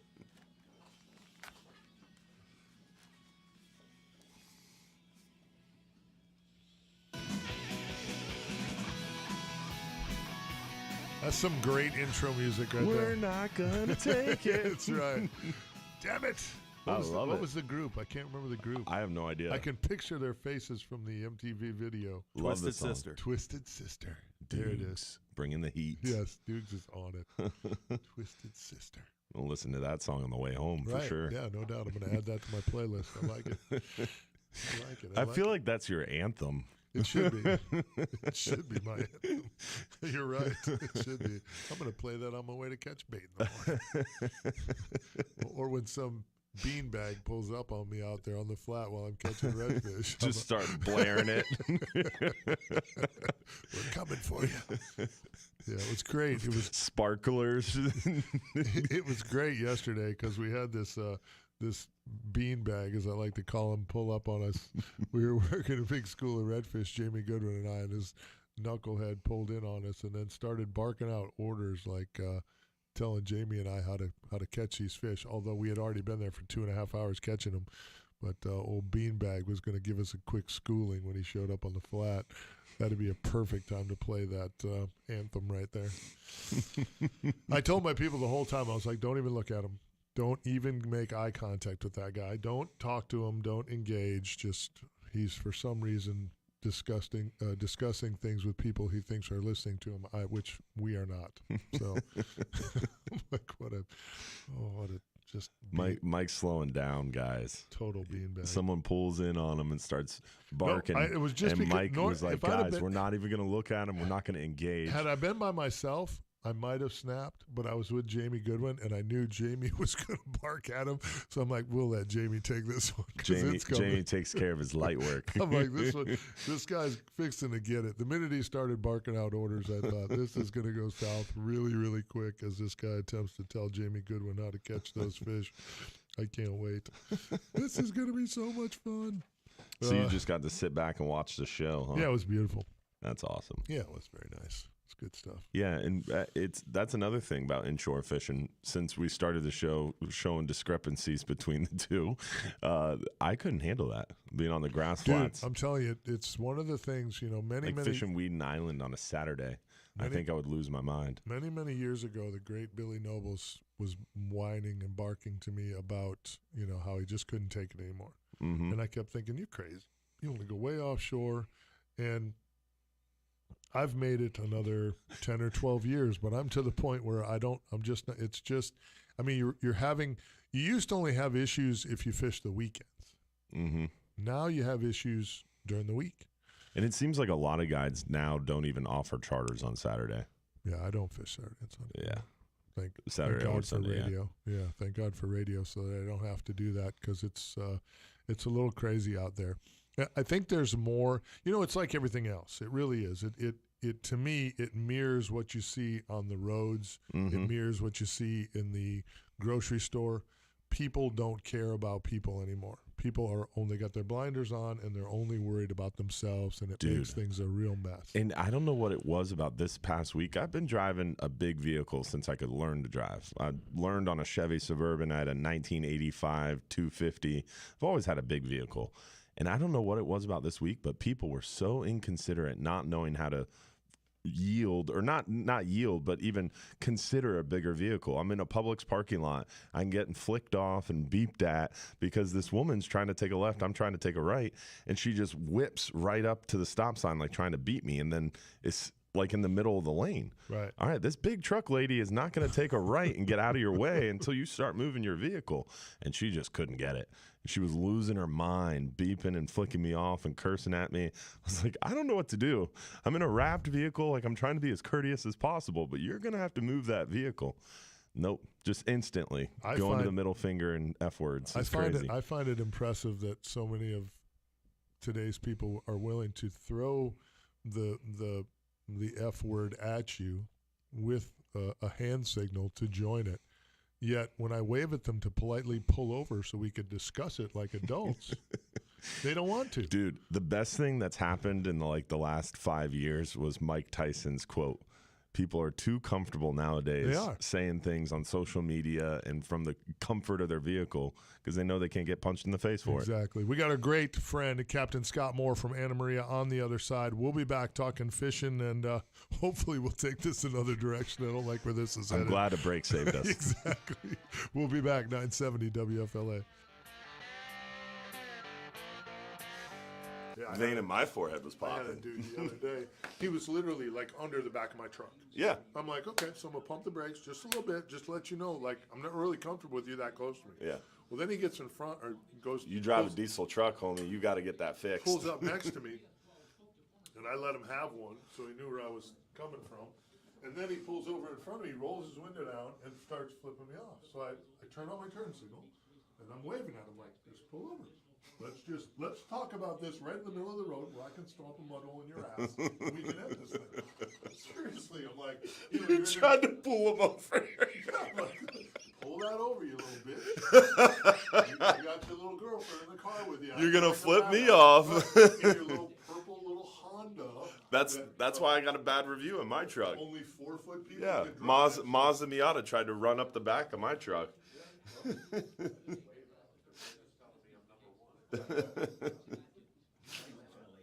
Oh, that's hilarious. We went from flats fishing to road rage real quick. That escalated quickly. I'm in danger. People, I would say 99% of people are willing to say and do things in the safety of their car that they would never do to somebody's face. Yeah. Honestly, I'm one of them too. I'll be the first one to admit somebody cuts me off. Bro, hands off the wheel. I'm telling them they're number one twice. With a whole line of explicit words to follow. But that's why I'm glad I have a heavily tinted if they want to vehicle. pull over, as Mike suggested, no, I got places to go. Dukes will be burning rubber. As far as my V4, my V4 Honda Civic will take 0 to 60 in a day. Yeah, it's absolutely crazy. And the biggest thing to me is like you could tell at, like he said, the grocery store, just the people's disregard for their own carts. Like you bring groceries to your car and load up your groceries, and then you just push the cart between the next two vehicles. It's like, what? I call people out on it. I'm like, you're going to really leave the cart there? You should. Like, there's a cart return 10 feet that way, bud. I purposely park next to the cart returns if it's available for that reason. So because you run into two kinds of people. And you can kind of tell just by how they return a cart what kind of person they are. Yeah. And the ones that'll go out of their way to go bring a cart back and put it where it belongs, those are the kinds of people you probably want to That's what I do, buddy. Yeah. I put that shit back. Yeah. If you don't put your cart back, you're a terrible person. I park next to a cart return because it's... I don't even like putting them in the cart return because I used to work at Publix. It's no fun going out there to the cart return. I bring them right back into the shop. Oh, do you? I do that when I stop at the liquor store. Yeah. Because I need a cart because I buy so much beer. But I make sure that I take it all the way back in the store. Yeah. You got to. Do right by people. Yeah. It's a lost art. It's a lost art. About caring about people and being a good person. Yeah. Being logical and ethical. Don't be a beanbag. Don't be a jackwagon. I've had to come up with all these terms because I do radio. And otherwise I'd be in trouble. Any boat ramp rage stories? Boat ramp rage stories. Oh man, boat ramps. Oh. I'm still like we're right now we're working because we have the Shell Key Ferry that we've had for a little while now at Fort DeSoto's boat ramp, and now because of the Bay Pier construction we had to move our Egmont Key Ferry over there. So now both boats are leaving from the boat ramp, and we moved our Egmont Key Ferry booth over there to the boat ramp. So now we have kind of a semi-permanent location, and we're talking to the county if they're going to allow us to make it permanent. We're going to run power out there, and next our booth people want coax. Long story short, if the county gives us permission to stay there and I can get power there, I'm 100,000% installing a boat ramp camera on top of the booth.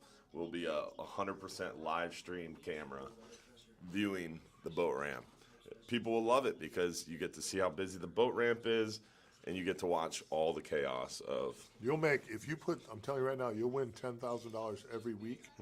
Funniest home videos. Yeah. If you send those video clips in, you'll win it every week. It's gonna be There'll awesome. be fights. There'll be all kinds of good stuff. Yeah. I've seen fist fights. The one at Williams Park. I've seen like two drunk dudes just swinging on one another. I'm like, what are y'all two retards doing? I'm like, it's so funny. That's hilarious. Too funny, man. It is boat funny. ramp stories. Yeah. I love going there, and I really piss them off when I go to the boat ramp at Williams Park because everybody acts like it's for 4 boats. Yeah. But there's actually room for 6 if you dumbasses would launch in the middle. Yeah. You don't need a dock. Put somebody in the bitch, launch the damn thing. So I literally fly by people. Like, if you're not going to go, I'm going. I go around, back up in the middle. People are like, I'm like, you just mind your own business, all right, bitch? I'll be in and out of here before you get that thing backed in the water. And I do it on the same when I come back. Yeah. I pull my boat up on the beach. I run and get my truck. I drive past people that are waiting to use the docks and go right down in the middle, go back, get on my boat, put it up on the trailer, and leave. Yeah. You're saying how do you launch a boat without a dock, though? Because if you launch your boat in the middle without a dock, you're only one person. Dude, you back it down, unroll it. Yeah. Till it still sits on the trailer. Oh, and then jump up in it. And then beach it and then come back and park your truck. Oh, okay. I forgot about the beach part. So of it. easy. Or like, pull up at the dock. I tie it on one end of the dock, so okay. just my nose is on it, put my power poles down. I'm not taking up any dock space either. He's got power poles too. We do have power poles. Welcome back. Last big segment of the morning here. The Bartow Ford Real Animals radio show. Let's go to the phones here and talk to one of my very favorite legends on the planet, one of the best people I know in the fishing business, the great Captain Scott Moore. Scotty, how are you, pal? Glad to hear about them redfish, Mike. A few are showing up here, too. Yeah, it's good, right? Yeah, it's good. Were your fish mostly overslot fish? Yeah, all big. Yep, 30 to 40-inch fish. Yeah, there's some small fish starting to show up, and there's one school over here. There's actually 2 schools between here and the port, that situation. But, you know, the thing where it's coming up now, we've got this moon, so the fish really should get going on this August moon, and that kind of sets it up, especially on the bigger fish. Mike, what's important is, again, we've discussed on those redfish, the bottom slot. You know, I'm really surprised the state didn't change that bottom. Stone cold shocked. Is way too small. Stone cold shocked. I don't understand why we're keeping 18-inch redfish. I don't get it. And you know, that's my only criticism with the state, the FWC. You manage a fishery a lot on a slot. Changing that slot if it's and you know, there's also catch, you know, and there's catch and release mortality. I know how much you use circle hooks, so I'm not really concerned with redfish as long as they're using circle hooks and not getting them gut hooked. Another thing coming up, they've got a decision to make whether they're going to open or close it. Okay, for the fall season. That's another thing. You've got Tampa Bay, Sarasota Bay, and Charlotte Harbor now. They've split it up on the redfish. I don't know if that goes for the snook too. Yeah, I don't know either. It does not. So they split up the redfish and they created those, I think it's 9 different management areas. And basically that is the now blueprint or roadmap forward for FWC. And their goal, kind of the path forward from this, is moving that kind of management style to other species. So eventually the plan would be to dial in these management areas, maybe refine them a little bit, maybe add or take away. And then once they have a good, solid kind of roadmap, then they're going to be adding those different species to those management areas. So potentially down the road, 5 years from now, you could have different trout, snook, redfish, whatever regulations in Tampa Bay than you would in Charlotte Harbor or Sarasota or Big Bend, because of those different areas. That could create some I interesting. think that's good, Dalen. I think that's a good management. I really do to this day. Regional management. There's more pressure in different areas. Regional management and the regional approach is definitely kind of finer tuning the science and management behind it, because management decisions driven by science is important, and it's really hard to drive management decisions by science for such a broad coastline and different fisheries. We were talking about it early and how different Cedar Key is from Tampa Bay, or how different Homosassa is from Cedar Key, or, for example, Hudson to Tampa Bay. I mean, we're not that far apart, and Charlotte Harbor to Tampa Bay is not that far, and it's a completely different And fishery. the fisheries are changing too, Scott. Is the show that airs this week for Real Animals is a Cedar Key show where we crushed the big snook in 20 foot of water, 2 months ago in Cedar Key. I mean, we thumped them. Yeah. The fishing pressure up there has been light, and actually you're only going to get so much up there. There's only so many. Yeah. It's still, to me, I mean, the fisheries are changing. The evolution of the fishery, even talking with Danny Allen while we were doing the show, to have that many big snook up there, where it gets that cold, is interesting. So as the fisheries change, having that local management could be helpful because, again, like you said, pressure, Tampa Bay gets so much more pressure even than Charlotte Harbor, in my opinion, although Charlotte Harbor has changed a lot. And there's still a lot of pressure down there too, but nothing compares to what we're seeing on Tampa Bay. And my only concern with that such fine-tuned geographic regional management is just effort shifting.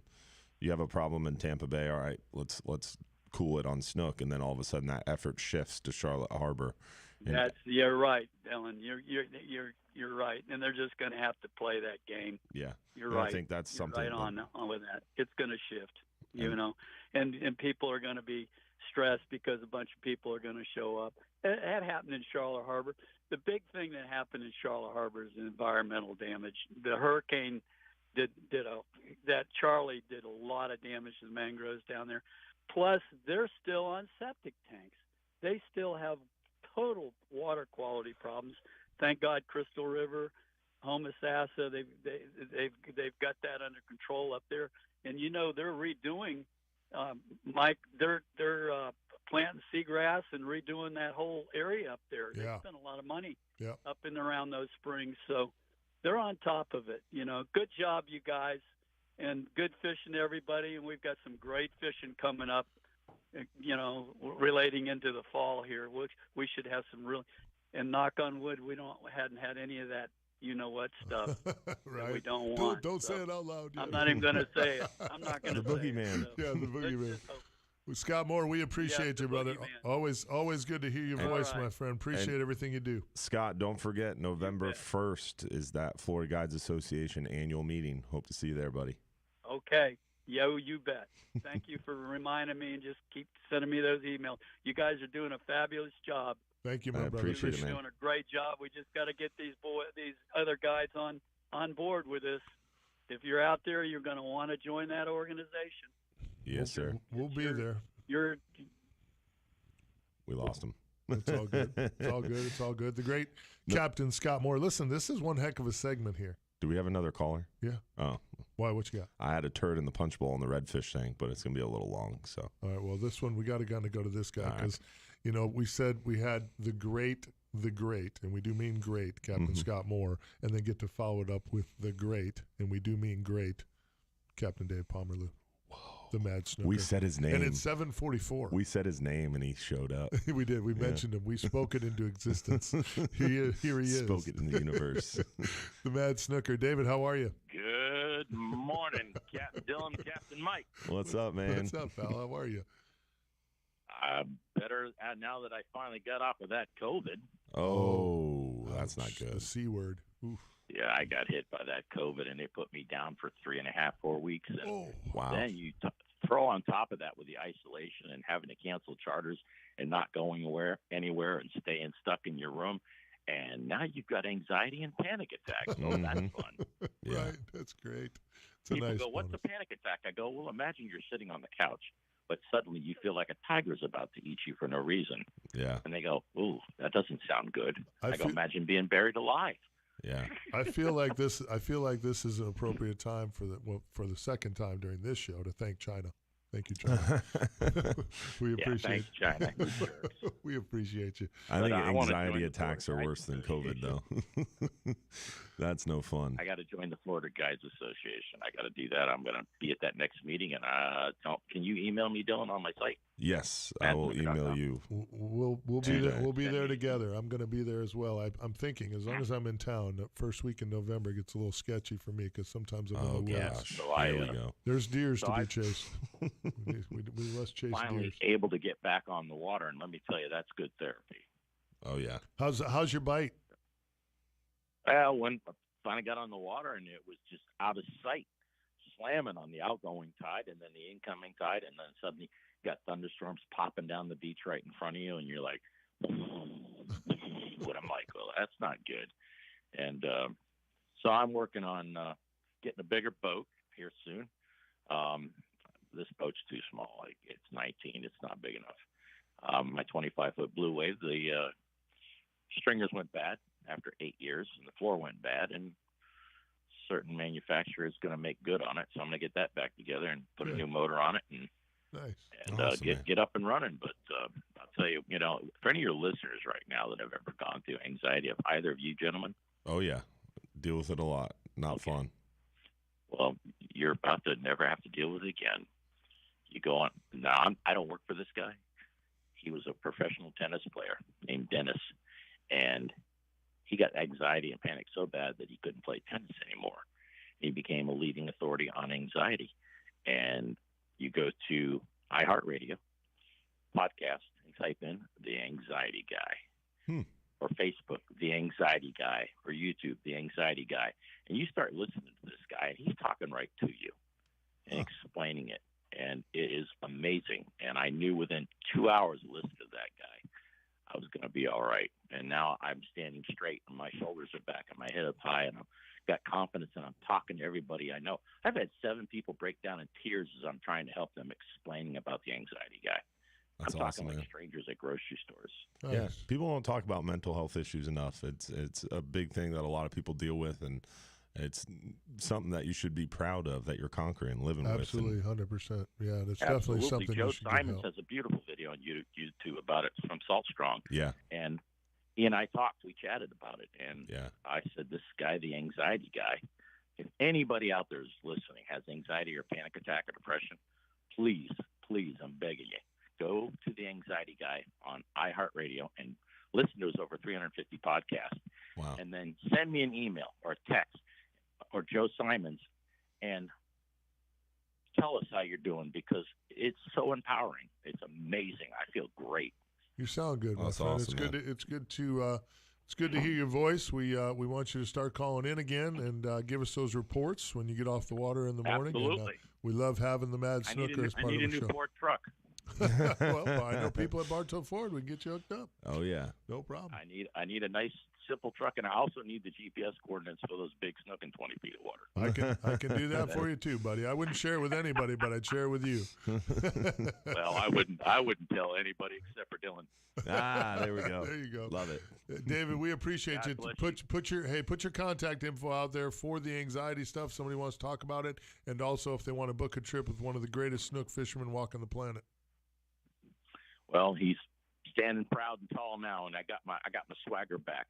And it's Captain Dave Pomerleau, the Mad Snooker, madsnooker.com, or 727-570-9711. But more importantly than me, please go to the Anxiety Guy Facebook page, podcast, YouTube channel, and get your power back. All right, great to hear you. Man. Great to hear you, brother. Good to hear things are going well. We appreciate that testimonial. You're the man. Stay in touch, all right?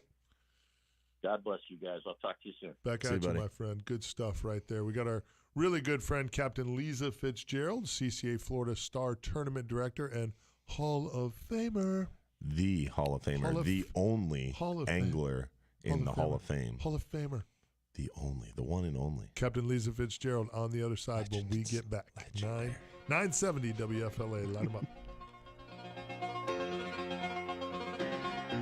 I like whispering in the mic when you're talking. It's perfect. It adds a lot to the show. It's all good. So we don't have time to talk about it on air, but the turd in the punch bowl with redfish is there's no scientific reasoning for increasing the slot limit. You don't need scientific reasoning. You need fucking common sense on this one. It's not fucking scientific reasoning, dick.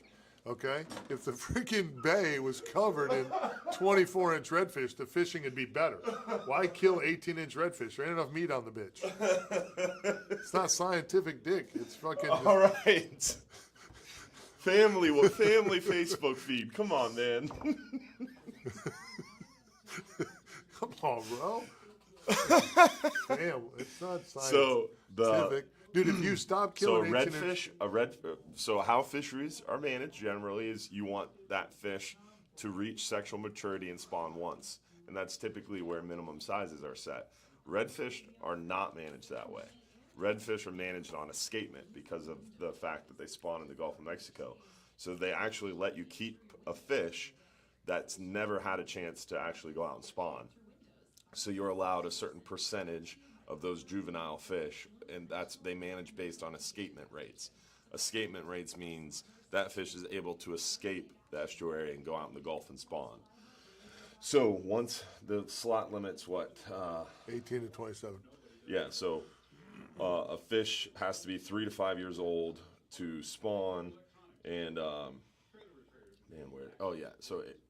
3 to 5 years, and then typically once they reach that 27 to 30 inch range, they escape to the Gulf to spawn. So any one of those fish in that slot limit are technically not spawning fish. So you could really keep a 5-inch redfish. It would be the same as keeping a 27-inch redfish, and that's why the slot limit hasn't really been fine-tuned outside of just people asking for it for that reason. Else in the state. It doesn't make the fishing any better, though. It does. You're going to have more fish. You'd only have bigger fish. You wouldn't have more fish because they're managing to an escapement rate. So as long as the escapement rate stays the same, you're still going to have the same amount of redfish in the bay. They'll be bigger because you're not keeping that 18 to 23-inch fish anymore. But because of that escapement rate staying constant, there wouldn't be more fish. Because that 18 to 23-inch fish that you're now not keeping isn't spawning. Will never spawn until it's 27-inch. So if you want more fish, then you're not allowed to keep a redfish under 27 inches. That would be the only way you get more redfish. Because then you'd have 100% escapement. Okay. If you want more fish, they have to be able to spawn once. So they don't spawn until they're 3 to 5 years old, and they're just getting outside of that slot limit. If you don't kill them at 18. Even if you killed them at 26, they haven't spawned. So you're not adding to the fishery.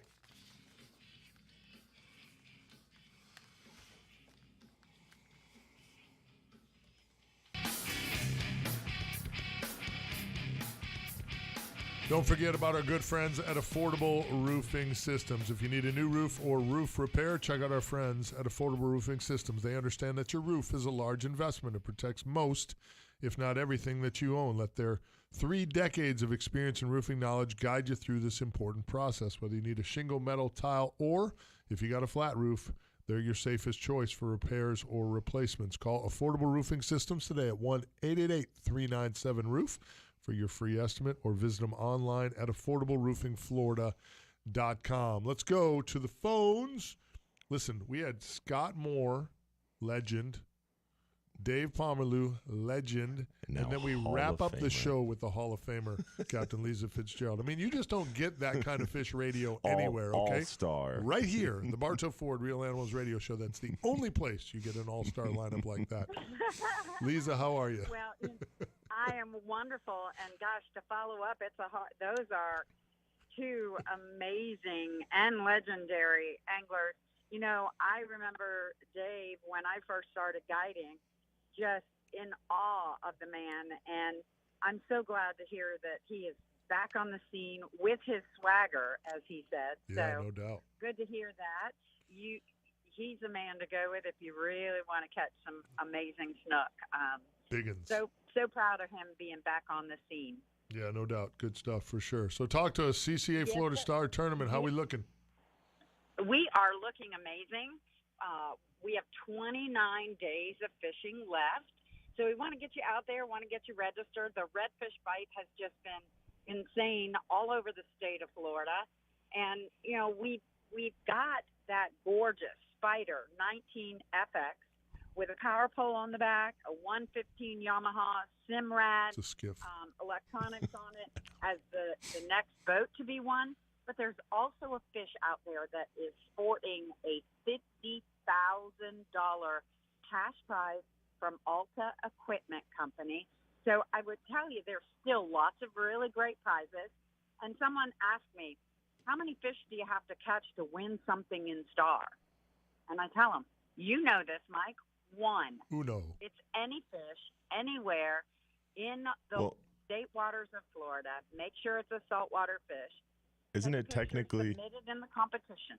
Isn't it technically 0? Because you have the trash division. You can win something in the trash division. That's technically, yes, Dylan, you are correct. You got these political guys. These political guys, they're Gotta always find 'em. technical. Very technical. I should also say that because at the end of this year's competition, we are going to do some random drawings of all the entries for Engel Prize products. We're going to do them for West Marine, so gift cards. So there is going to be a lot of winners that may not have ever caught a fish and submitted it, but just registered for the competition.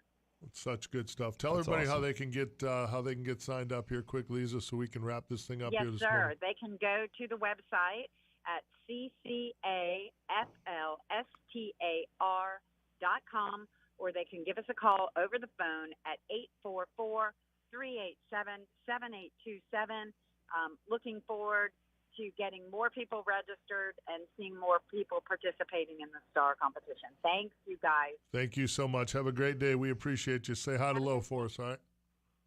We're riding up to the Hunt Club now to fill feeders. Oh, you're killing me. You're killing me. Killing you, dog. You're killing me. Enjoy your day together, guys. All right, 2 of my favorite people there. Lisa and Lo. Phenomenal people. She is a Hall of Famer. So we're already talking about hunting? Yeah, oh, yes, we are. Okay. 110%. There might be a lot of it go down tomorrow. I will cover for you all hunting season, but it's going to take a lot of cheddar jalapeno venison sausage. No problem. I'll bring you some. I'll bring you some next week. I'm glad we're on the same page. Dukes need some too. I got some. You have some right now? Oh, yes, sir. You're lucky I didn't know that. When we went to your house after ICAST, that would have taken all of it. I feel bad. I should have given you some. I know. I could get robbed at gunpoint. Yes. If your house is broken into and the only thing gone is sausage, it wasn't me. Was not. Is that blame the garage fridge or the inside I'm fridge? not telling you, apparently it's not safe to share that kind of knowledge. Remember, Tuesday, August 16th, we're at Bartow Ford for the Bartow Ford Real Animals Fishing Conversation, 6 to 8 p.m. Captain Brett Norris is joining us, Silver Ring Cafe, serving up some good food, so make sure you don't miss it. August 21st, 2 p.m., Dylan will be at Bass Pro Shop for his big seminar. And September 13th, which I believe is also a Tuesday, Old Salts seminar. Dylan's giving that one. So full moon coming up on Thursday.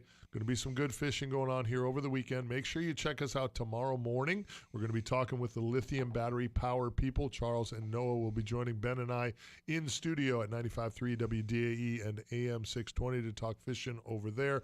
Want to thank Dukes, the man behind the glass, keeping us rolling. Want to thank those who chimed in on the Facebook feeds at Hubbard's and at Real Animals. It's all good stuff. And don't forget, if you're too busy to go fishing, you're just too darn busy. We'll see you tomorrow night, 8:30 p.m. for that live show. We'll be there. Tight lines, everybody. Have a great day. We're out. Not our best show, but we'll get it next time. I told Pat that you say that all the time. He laughed. I go, Dylan says it all the time now. It's some funny shit. It is hilarious. Well, appreciate y'all tuning in, hanging out, and thanks for sticking it out with us despite despite our discrepancies. Despite our shortcomings. We'll see you tomorrow, 7 a.m. to 9 a.m. for the Real Animals Sunday show, and tomorrow night, 8:30 p.m. for the live stream show. Hopefully, you guys have a great week. Lots of moving water with that full moon, and one thing we didn't have a chance to talk about was the rain. Where rainy season is on and popping this week, rain chances are up. Rain chances means a lot more freshwater influx, a little cooler temperatures. Something needs to happen to cool it down. Water temps are really, really high, 88, almost 89 degrees at like 7 o'clock in the morning while we're catching bait already. That's pretty warm, so we need that's it to the come good down. thing with this rain is it starts to creep that temperature back down, but with that rain comes a lot of stuff being washed off the waterways, a lot of kind of runoff issues, so keep your eyes peeled. And let's all work together to be the eyes and ears on the water, and hopefully we can get through this rainy season without anything flaring up or starting up on us. Well, be smart. Look, it's our friend from Children with a Vision. Oh, yeah. If you, God, what's her name? She is awesome, too. Yeah. She does a good job, and I can't remember her name. I know my wife will remember her name. It's in my phone. Yeah, she's I a cool blinked lady. as soon as I saw her yeah, face. cool lady. But listen, hey, we appreciate you guys chiming in. Tanya Lewis, the great Tanya Lewis. Yeah, she does a lot of really great things for Yeah, kids. Children especially with a Vision, this great time of year. organization. Yeah, for sure.